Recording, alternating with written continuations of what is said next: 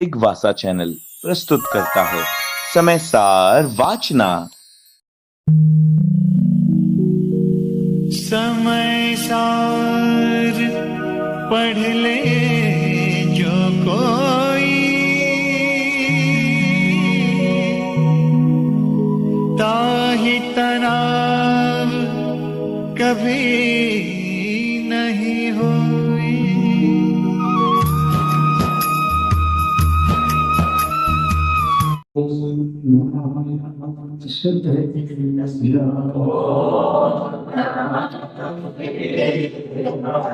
जब की कृपावती त्रैलोक्यपूज विश्वाराध्य पंच परमेष्ठी भगवान की अनंतानंत सिद्ध परमेष्ठी भगवान की वर्तमान जन शासन ऋषि वर्धमान महावीर भगवान की परम पूज्य आचार्य भगवान श्री कुंद स्वामी मूल महाराज की परम पूज्य सिद्धांत चक्रवर्ती आचार्य गुरुदेव श्री विद्यानंद जी मूल महाराज की श्रीमद जैन धर्म की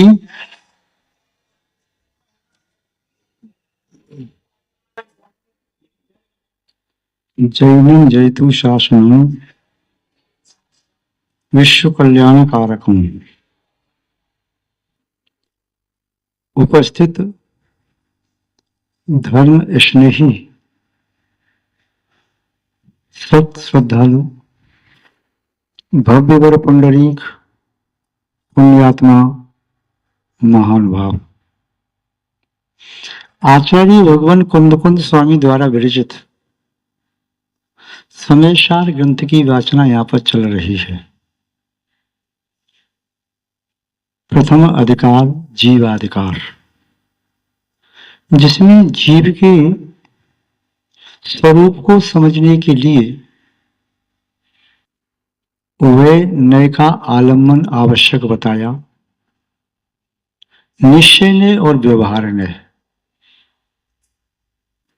एक नय का आलम्बन लेने से आत्मा का स्वरूप अच्छी तरह से समझ में नहीं आता और सम्यक रूप में भी समझ में नहीं आता, चाहे वह नए कौन सा भी क्यों न हो।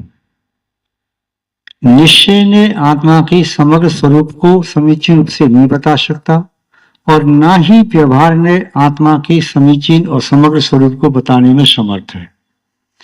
इसलिए दोनों ने पुरुष के लिए दो नेत्रों की तरह से हैं, दोनों ने नदी के दो किनारे की तरह से हैं, दोनों ने पक्षी के दो पंखों की तरह से हैं, दोनों ने जैसे जीव में विद्यमान ज्ञान और दर्शन चेतना की तरह से हैं। इन दोनों नयों को भली भांति समझना अत्यंत आवश्यक है। इसके उपरांत आत्मा के संबंध में बता रहे हैं कि आत्मा वास्तव में है क्या। अनादि मिथ्या दृष्टि जीव आत्मा को न समझकर पुद्गल को ही आत्मा मान लेता है अथवा पुद्गल में ही आत्मा मान लेता है। आत्मा और पुद्गल दोनों को अलग अलग नहीं मान पाता। दोनों अलग अलग हैं, भले ही अनादि काल से दोनों मिले हुए हैं। दूध और पानी, एक गिलास में दूध रखा है, एक गिलास में पानी रखा है, एक लोटे में दोनों गिलास उड़ेल दिए, दूध पानी एक में एक हो गया और आपने उसे दूध कह दिया। पानी पानी है, दूध दूध है। थोड़ा गर्म करने पर पानी भाप बन के उड़ता है, दूध नहीं उड़ता। दोनों अलग अलग है। यदि शक्कर में पानी पड़ जाए, शक्कर घुल जाती है, पुनः उस शक्कर के पानी को गर्म किया जाए तो पानी उड़ जाता है, शक्कर ज्यों की त्यों रह जाती है। शक्कर घुल करके एक में एक हो गई थी, इसलिए वह शक्कर और पानी अलग अलग दिखाई नहीं दे रहे थे। वह शक्कर कहने में नहीं आ रही थी, पानी कहने में आ रहा था। ज्यादा से ज्यादा इतना कह सकते थे आप, मीठा पानी, पानी मिला दूध, लेकिन दूध ही कह रहे थे, शक्कर पानी ना कह करके शरबत कह रहे थे। ऐसे ही अनादिकाल से आत्मा और पुद्गल दोनों मिले हुए हैं, इसीलिए पुद्गल को भी आत्मा कहने लगे थे और आत्मा में भी पुद्गल है ये भी कहने लगे थे। आत्मा और पुद्गल का अंतर नहीं समझ पा रहे थे उस मिथ्यात्व की दशा में। वही आत्मा आत्मा की बाह्य वस्तुओं में भी आत्मा को देखता है और आत्मा में भी बाह्य वस्तुओं को देखता है। आत्मा का और अनात्मा का भेद उसे नहीं है, इसलिए वो मिथ्या दृष्टि है, बहिरात्मा है। आचार्य भगवान कुंद कुंद स्वामी जी भी कह रही हैं, जो मिथ्या दृष्टि है, अज्ञानी है, उसे आत्मा का स्वरूप नहीं समझाया जा सकता। जैसे जन्मांध व्यक्ति को वर्णों का ज्ञान नहीं कराया जा सकता, रंग का ज्ञान नहीं कराया जा सकता, जो जन्मांध है उसे रंग कैसे बताओगे? नेत्र इंद्री का विषय वर्ण है, रंग है, और जिसकी नेत्र इंद्री नहीं, एक इंद्री, दो इंद्री, तीन इंद्रिय अथवा चार इंद्रिय या पांच इंद्रिय भी होने पर भी उसकी द्रव्य इंद्री खराब है, जन्मांध है, उसे रंग का ज्ञान कैसे कराया जाएगा? अंधा कैसे जानेगा ये लाल रंग है कि नीला है, पीला है, काला है, हरा है, सफेद है, कैसे जान पाएगा? अंधे को जैसे रंगों का ज्ञान नहीं कराया जा सकता, बहरे व्यक्ति को व कर्ण इंद्री से रहित एक इंद्री, दो इंद्री, तीन इंद्री, चार इंद्री व्यक्ति को शब्दों का ज्ञान नहीं कराया जा सकता, शब्द सुन नहीं सकता। घ्राण इंद्री से रहित व्यक्ति को गंध का ज्ञान नहीं कराया जा सकता, रसना इंद्री से रहित जीव को रस का ज्ञान नहीं कराया जा सकता। ऐसे ही मिथ्या दृष्टि को आत्मा का ज्ञान नहीं कराया जा सकता। असंयम अवस्था में असंयत संयम दृष्टि को आत्मा अनात्मा का भेद विज्ञान हो जाता है, उसकी परोक्ष आत्मानुभूति होती है, उसे आज्ञा नाम का सम्मुक्त है, किंतु इसके बावजूद भी आत्मा का अनुभव नहीं है, क्योंकि आत्मा का अनुभव संयम के बिना संभव नहीं है। संयम के साथ आत्मा का चिंतन होता है, तत्वों चिंतन करता है, किंतु अप्रमत्त दशा में उसे आत्मा का अनुभव होता है, आत्मा की शुद्ध दशा अनुभूति में आती है। और जब तक उस पुद्गल से अपना नाता नहीं तोड़ेगा, पुद्गल के प्रति राग द्वेष मोह नहीं छोड़ेगा, तब तक आत्मा से साक्षात्कार नहीं कर सकेगा। किसी के मुख में यदि नमक का पानी भरा हुआ है और अपने हाथ में ठंडे पानी का शरबत का गिलास लिए हुए बैठा है, तो गिलास में जो ठंडा पानी ये शरबत है उसका स्वाद जीव को नहीं आएगा। उसके मुख में तो खारा पानी भरा है, खारे पानी का स्वाद आएगा। वह खारे पानी को मुंह से उगल करके या निगल जाए, फिर कुल्ला करे अच्छी तरह से, फिर शरबत का पान करे तो मिठास का स्वाद उसे आएगा। किंतु मुंह में खारा पानी भर करके और हाथ में शरबत का गिलास ले करके उसकी जिह्वा मिठास का स्वाद नहीं ले सकती। इसी तरह आत्मा में मिथ्यात्व पड़ा हुआ हो, मिथ्यात्व ने आत्मा को जकड़ा हुआ हो, ऐसी आत्मा अपनी आत्मा की अनुभूति नहीं कर सकती। जिसका पेट भरा हुआ है उसे भूख का अनुभव नहीं, और जो भूखा हुआ है व्यक्ति है उसे भरपेट भोजन की डकार नहीं आती। मट्ठा पीते पीते दूध की डकार नहीं आती, केसरिया दूध की। और केसरिया दूध पीने वाले को क्या मालूम खट्टे मट्ठा का स्वाद क्या होता है। आप कहती हैं जाके पावन फटी बिमाई सो का जाने पीर पराइश। जो व्यक्ति जिस राह से गुजरता है उसी व्यक्ति को उस राह का अनुभव होता है, अन्य व्यक्ति को उस राह का अनुभव नहीं होता। इसलिए आत्मा का अनुभव करने के लिए उसी मार्ग से गुजरना आवश्यक है जिस मार्ग से चलने पर आत्मा का अनुभव होता है। वह ध्यान ध्येय ध्याता का एक ही भाव होता है, ज्ञान ज्ञाता ज्ञेय का एक ही भाव होता है। यहाँ चित चैतन्य पिंड अखंड सोल आत्मा का अनुभव होता है। वह तभी संभव है जब वह आत्मा आत्मा में लीन हो जाए। उद्गल में लीन होकर आत्मा का अनुभव नहीं किया जा सकता।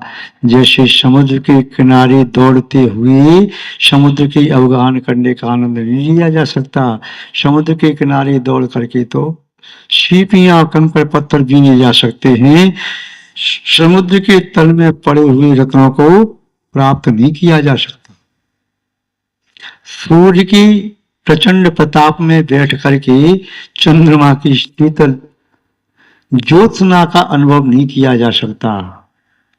इसी तरह मिथ्यात्व के साथ, असंयम के साथ, अज्ञान के साथ रहते हुए आत्मा की शुद्ध दशा का अनुभव नहीं किया जा सकता।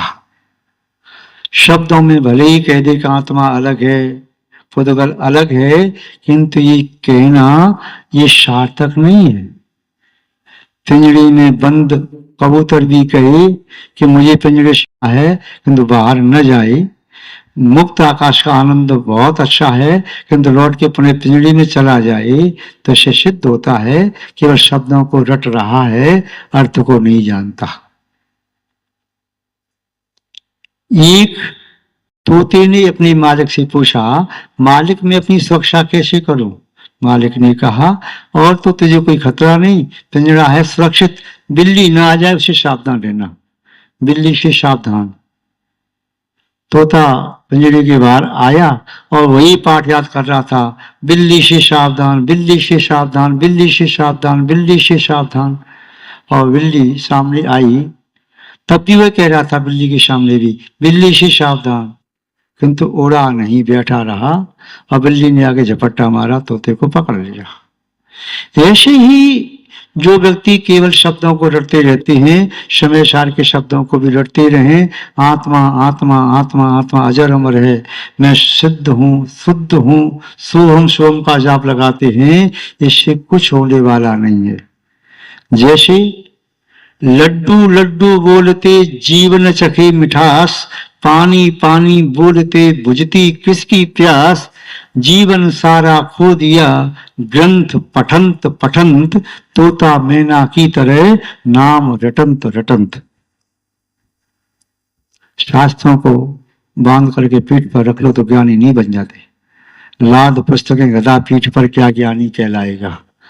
ज्ञानी वह होता है जो ज्ञान को अपने आचरण में उतार ले, जिसकी आत्मा में ज्ञान आ जाए, कंठ में, जबान में, मस्तिष्क में ज्ञान नहीं, आत्मा में ज्ञान आ जाए।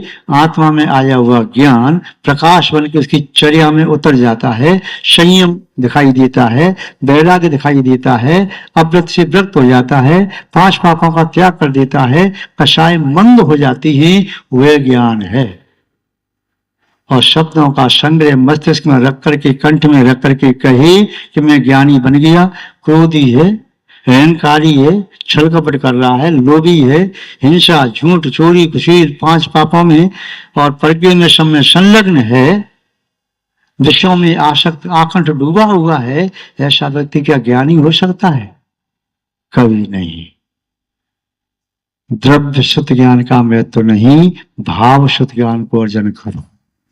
भाव शुद्ध ज्ञान आत्मा में जब जागृत होता है, दीपक प्रज्वलित होता है, तो अंधकार त्रोहित होता ही होता है।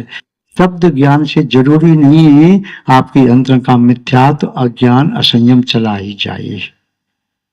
आचार्य महोदय कह रहे हैं, हे भव्य जीव, इस कर्म को आत्मा मत समझो, लो कर्म को आत्मा मत समझो, भाव कर्मों को आत्मा मत समझो, और आत्मा को भी कर्म मत समझो, आत्मा को पुद्गल मत समझो। आत्मा नो कर्म, कर्म भाव कर्म से रहित है, और द्रव्य कर्म, भाव कर्म, नो कर्म ये आत्मा से रहते हैं, दोनों अलग अलग हैं। यदि किसी डिब्बे में घी रखा है तो घी का डिब्बा कह दिया जाता है, पर डिब्बा घी का नहीं, डिब्बा तो प्लास्टिक का, स्टील का, तांबे का, पीतल का, चांदी का, सोने का है।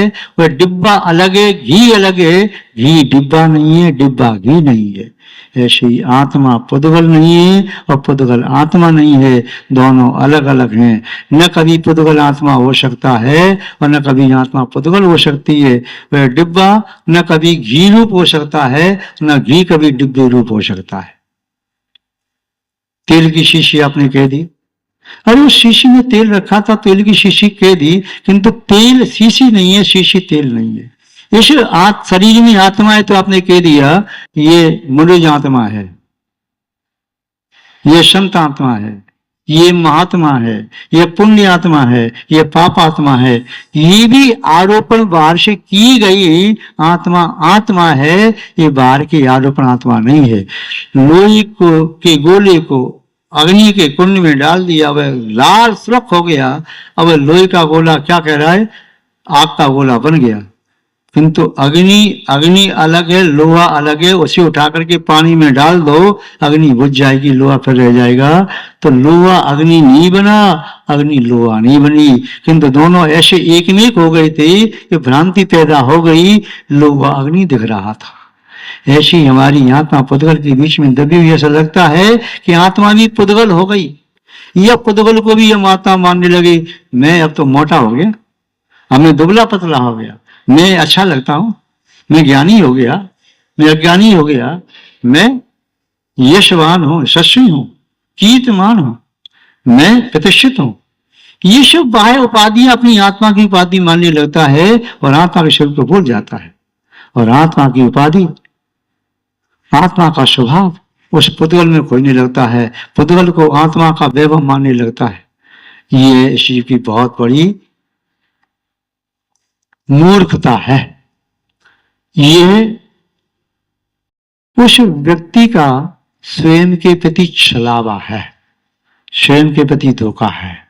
आचार्य कुंदकुंज स्वामी के शब्दों में इसी बात को देखें तो वे क्या कहते हैं, कम्बेड़ो कम्म्यू अमिरे अकम्म च कम्मड़ो कम्मम जा एषा खलु बुद्धि अपट बुद्धि हवदी ताव कम्मे रो कम्म्य अहम इति।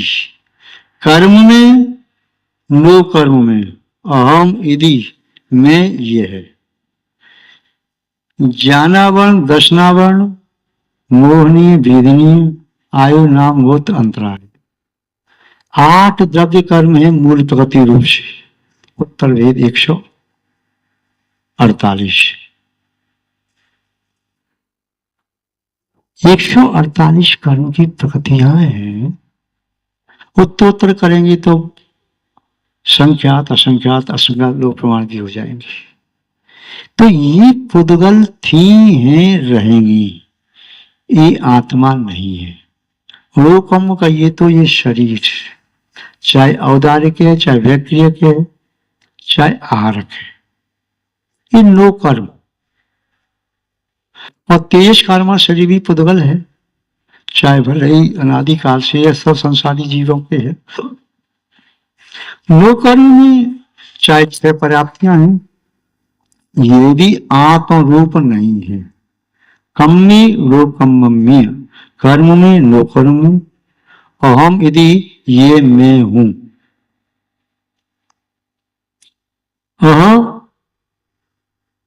कम्मी रो कम्मी अहकम यदि अहकम च कम्म रो कम्म।